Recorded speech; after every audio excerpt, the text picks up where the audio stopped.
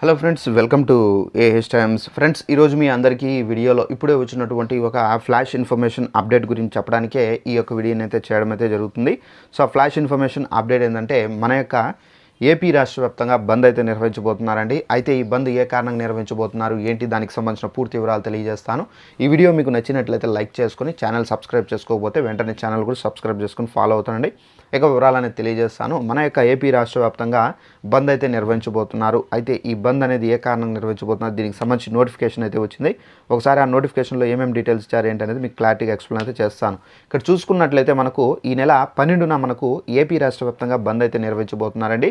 ఆదివాసీ JAC అయితే వీరైతే నిర్వహించబోతున్నారు. AP రాష్ట్ర వ్యాప్తంగా మన్యం జిల్లా బంద్కు ఆదివాసీ జేఏసీ అయితే పిలుపునిచ్చింది.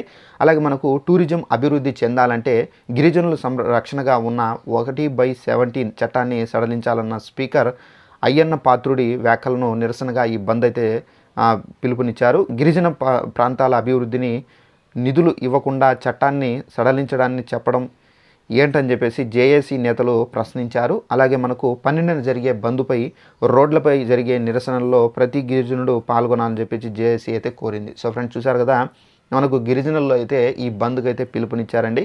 అయితే మనకు 1/17 చట్టాన్ని సడలించాలని చెప్పేసి ఈ బంద్లో అయితే నిరసనగా అయితే మనకు చేయబోతున్నారు. సో దీని కారణంగా ఏంటంటే మనకు స్కూళ్ళు కానివచ్చు, కాలేజీలు కానివచ్చు, ఆల్మోస్ట్ బస్సులు కూడా అయితే అంతరాయం అయితే ఏర్పడబోతున్నాయి.